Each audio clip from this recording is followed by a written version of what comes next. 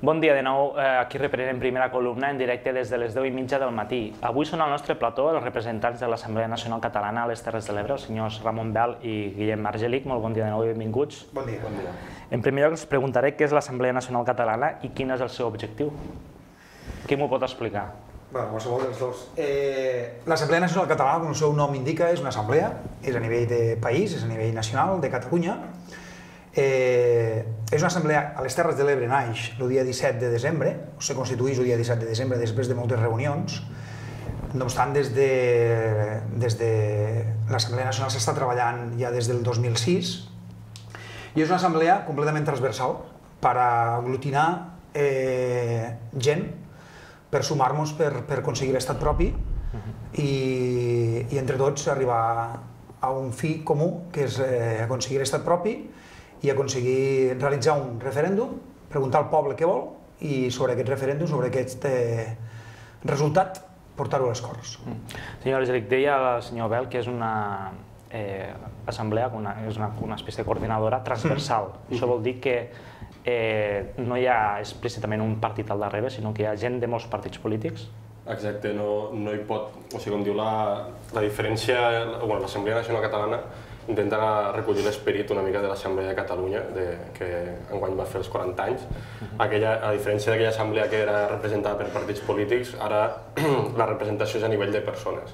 Per tant, els partits polítics no tenen res a dir en aquesta assemblea, sinó que és la gent que pot estar a entitats, que pot estar a partits, que pot no haver participat ni en cap entitat ni en cap partit i que per tant a títol individual s'uneix a la proposta i mira de treballar o col·laborar en l'assemblea. Per tant, no hi pot haver cap partit ni cap entitat que estiga marcant ni directrius ni tempos, etc.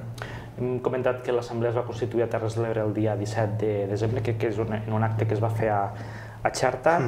Com està estructurada i per què en el cas de les Terres de l'Ebre s'ha optat per crear una assemblea territorial quan en principi les directrius de l'Assemblea Nacional Catalana és que es creen assemblees locals o fins i tot a barris, no?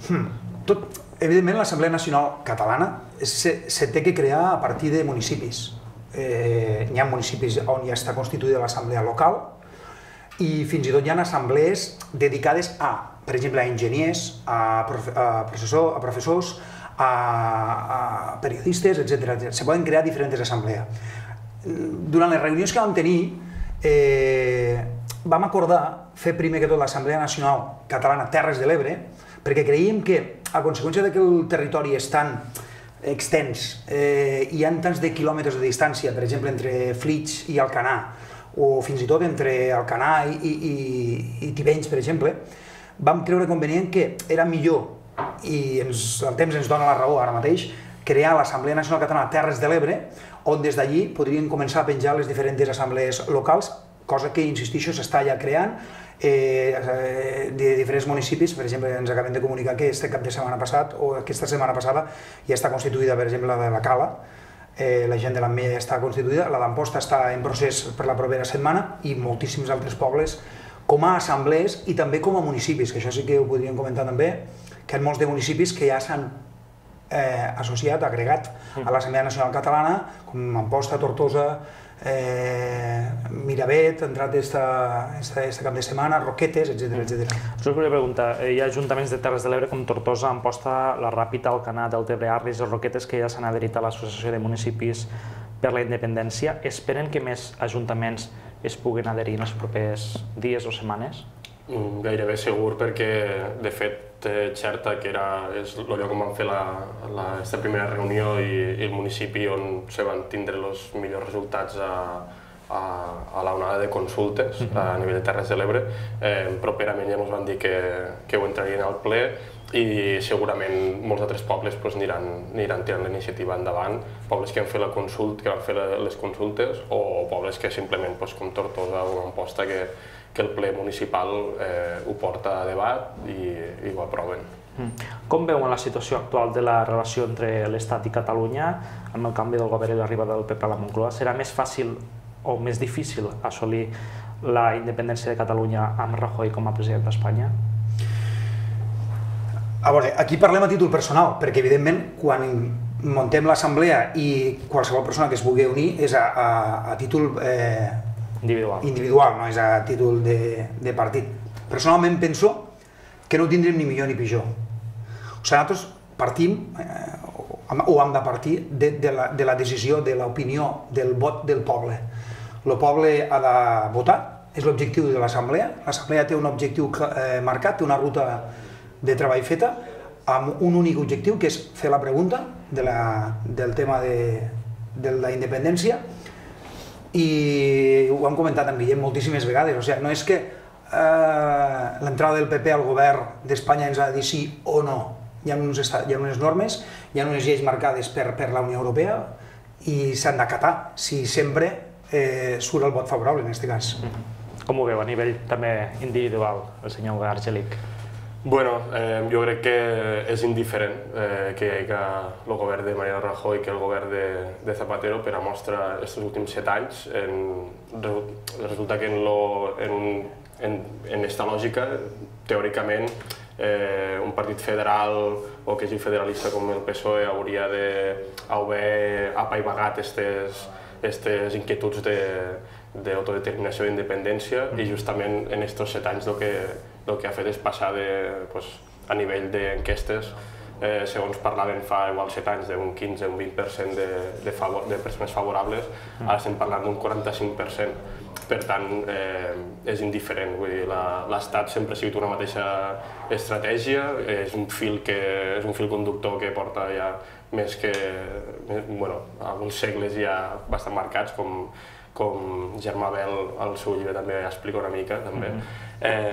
És una idea clara de l'Estat, no existeix el federalisme a l'Estat, si va existir en algun moment se va acabar, i per tant la via és clara, les cartes estan sobre la taula i per tant és simplement de dir quines cartes volem jugar nosaltres des del Principat i per extensió als països catalans.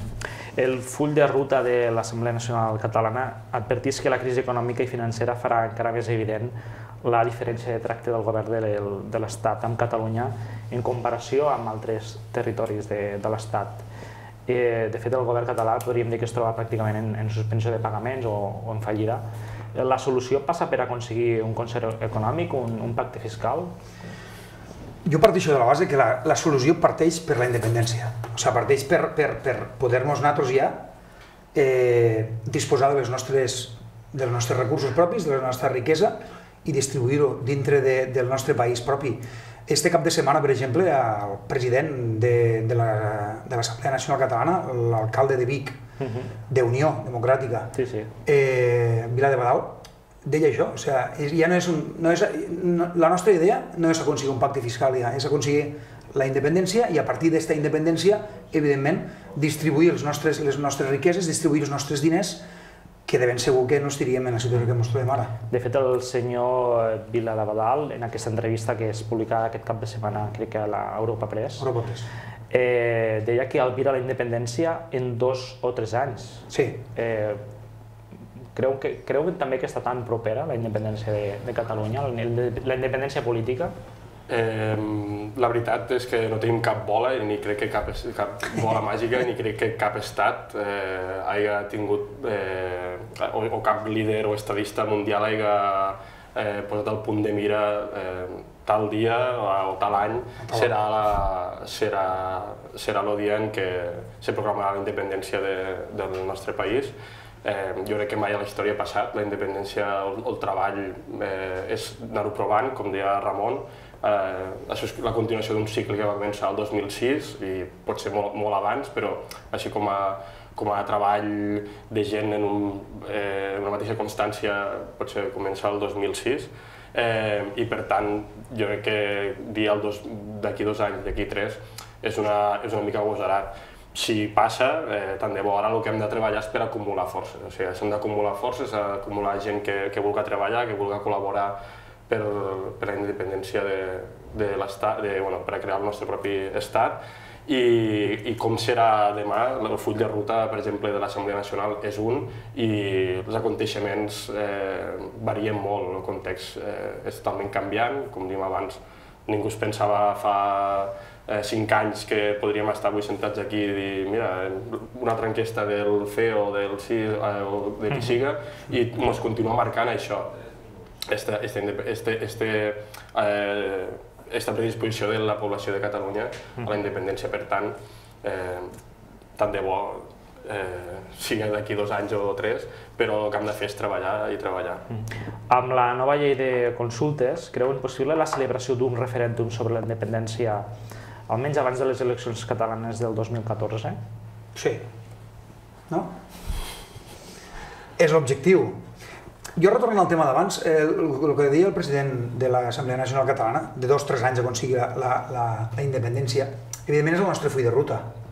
Evidentment és el que diu Guillem, no tenim una bola per a poder dir-ho, però clar, ens hem de marcar un full de ruta que és aquest, no? A partir del 2013 fer el referèndum, intentar fer el referèndum el dia 11 de setembre, i en un any, per això el senyor Vila de Badal se marca aquest procés de 3-4 anys, presentar al Parlament, al Congrés, la resposta i intentar aconseguir la independència. Pel que comentaves de la nova llei de... El nostre objectiu és un, i és treballar independentment i treballar com a assemblea. I llavors hem d'anar de cara, hem d'anar a treballar, hem d'anar de cara a barraca, com se diu aquí, i hem d'anar a aconseguir que el dia 11 de setembre del 2013 poguéssim treure la màxima gent al carrer a votar la pregunta de sí o no. Ens queda apenas un minut de programa. Després de la independència, quina hauria de ser la relació de Catalunya amb Espanya? No sé si això ho té previst l'Assemblea Nacional Catalana. L'Assemblea jo crec que no ho té previst, ni crec que ho tingui previst ningú, però hauria de ser la mateixa relació que pugui tenir Portugal en l'estat espanyol o França en l'estat espanyol. Tothom té familiars, tothom té amics, no és una qüestió d'odis, sinó és una qüestió de sentiment. Jo estic aquí, tu allà, ens abracem, tranquil, i ja està. Hauríem de ser veïns, simplement, és així de senzill. Abans d'acabar sí que ens agradaria comentar un acte central que realitzarem el dia 28 de gener a l'Auditori Felipe Drey de Tortosa. En aquell acte invitarem evidentment a tots els alcaldes de totes les ciutats adherides i a tots els alcaldes en general de les Terres de l'Ebre. Durant l'acte també tindrem la presència de Ferran Bel, alcalde de Tortosa. Ell és vicepresident de l'Assemblea Nacional Catalana. D'esta manera també volem una miqueteta ensenyar les cartes de que això és una cosa transversal totalment, de que aquí hi ha partits, hi ha gent des de Convergència fins a Unió, per Esquerra, Iniciativa, independentistes, nacionalistes, etc. És una cosa. És el dia 28 de gener, és dissabte, a les 12 del migdia. Molt bé. Doncs queda dit, senyors Ramon Bel i Guillem Argelic, moltes gràcies per ser avui en directe al plató de Primera Columna i fins una altra. Moltes gràcies. Gràcies a vosaltres.